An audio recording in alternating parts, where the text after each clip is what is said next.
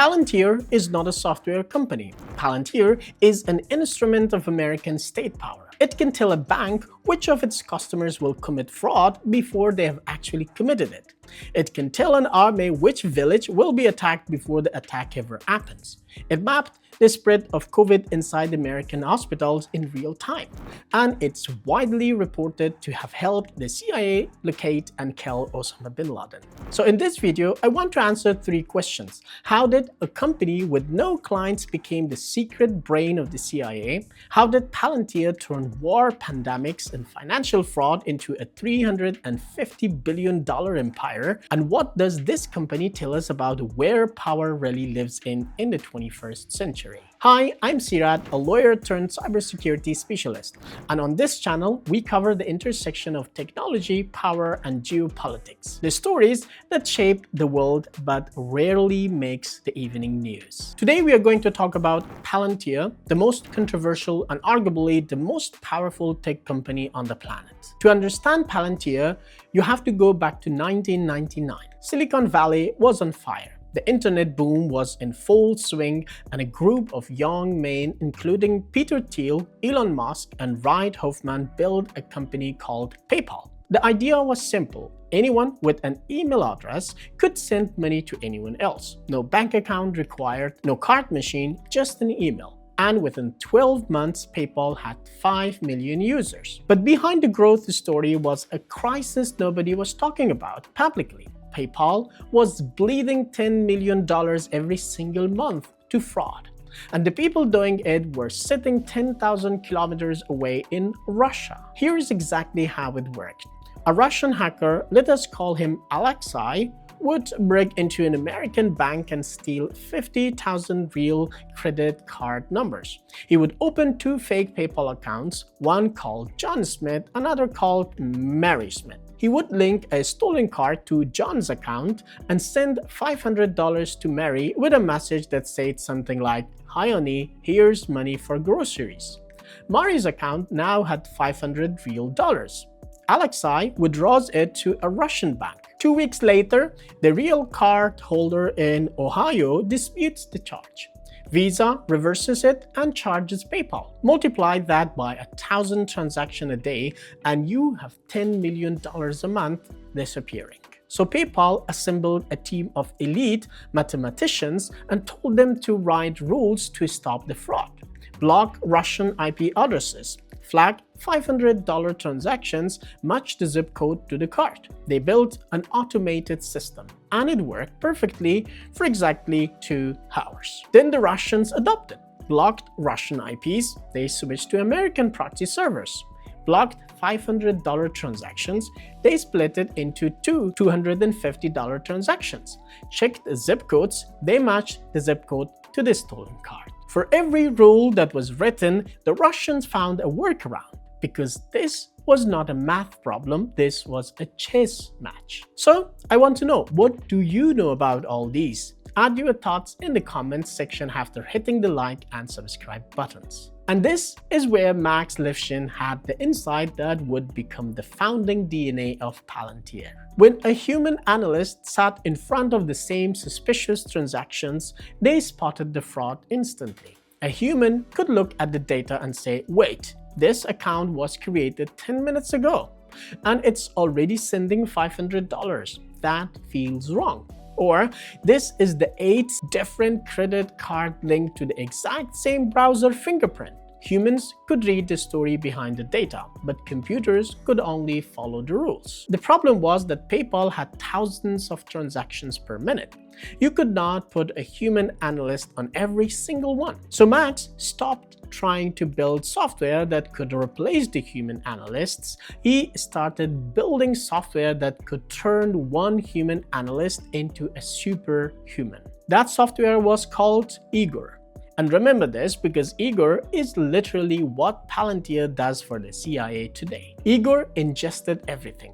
Every transaction, every login, every IP address, every browser fingerprint. And it visualized the connection on a single screen. So suddenly, one analyst could see that 47 different PayPal accounts with 47 different names were all logging in from the same computer in Russia. using 47 different stolen credit cards. On a rule-based system, those 47 accounts looked completely innocent. On Igor's network map, they lit up as one criminal ring. And crucially, Igor never made the final decision. The human did. Igor's only job was to service the 20 suspicious transactions out of 10 million and say, take a look at these. When the human clicked freeze, Igor learned next time it flagged faster and better. Machine flags, human decides, machine learns, repeat. Within months, fraud losses fell by 70%. PayPal IPO'd in 2002 and was acquired by eBay for $1.5 million. What do you think about Palantir now? Is it doing the same good things, or are you hearing something different? Write it in the comments below. After September 11th, Peter Thiel was watching the news and he recognized the problem immediately. PayPal had every piece of data needed to catch the Russian fraudsters. But until Igor, that data was scattered and unconnected. The United States had every piece of data needed to stop the hijackers. Flight records, wire transfers, watch lists, but the FBI's computer could not talk to the CIA's computer, and the CIA's computer could not talk to customs. Same problem, different scale. Catastrophically different consequences. So Thiel pitched the idea to every venture capitalist in Silicon Valley. We will stop the terrorists, save lives, and sell to the US government. And guess what? Every single one of them said no. Government tech is a boring business. The CIA is a nightmare client. The American government will take years to approve your first interface design. So Peter Thiel took $30 million of his own money, recruited a PhD in social theory named Alex Karp, hired a team of brilliant engineers, and in 2003 launched Palantir. Since they had no customers, no track record, and no credibility, Thiel did something strategically brilliant. He approached the NQTIL, the venture capital arm of the CIA, and secured $2 million from them. Not for the money, for the logo, because the moment the CIA's name was attached, every three-letter agency in Washington took Palantir's calls. In 2005, the CIA agreed to let Palantir test its software with real intelligence analysts. Thiel's engineers flew to Longley, presented their work, and it was a complete disaster. Why? Because not every single Palantir engineer had ever actually watched a CIA analyst do their job. They did not know what an analyst's day began with dozens of classified intelligence cables. They did not know what it meant to cross-check a new tip against multiple classified databases simultaneously. They had built software for a problem they had imagined, not the problem that actually existed. So Palantir invented something that no Silicon Valley company had ever tried, a job title that did not exist anywhere in the industry. They called it the Forward Deployed Engineer. The concept was simple but radical. Take your best engineers, send them inside the CIA building, have them eat lunch with the analysts, watch them work, write code next to them. Every 2 weeks, a Palantir engineer would fly from Palo Alto to Langley. An analyst would say, "This button is useless. I need a button that does this instead." The engineers would open his laptop right there and build it overnight. The analyst would test it the next morning, give more feedback, and the engineer would iterate it again. This went for 3 years straight, 2005 to 2008. And in those 3 years, Palantir was not building software for the CIA. The CIA was building software for Palantir. By 2008, the wars in Iraq and Afghanistan had entered their deadliest phase. And the biggest killer of American soldiers was not bullets or rockets. It was the IED, the improvised explosive device. A roadside bomb buried in the dirt that detonates when a convoy drives over it. IEDs killed over 2,600 American soldiers and wounded more than 30,000. 60% of all American combat deaths in Iraq were attributed to IEDs. The Pentagon called Palantir. Palantir sent its engineers into the actual war zone. Those engineers lived in tents, wore helmets, and operated in an active conflict. And they asked the soldiers one question: what do you actually need? The soldiers said, we just need a map where we can click on a suspicious road and warn the next convoy not to drive there. That was it. That was the feature. The engineers built it overnight. Every soldier on every patrol now feeding data into the system. The location of every bomb, every suspicious sighting, every detonation. And Palantir software Gotham started finding patterns that no human analyst could see alone. IEDs explode most often on this stretch of road on Tuesdays between 2 p.m. and 4 p.m.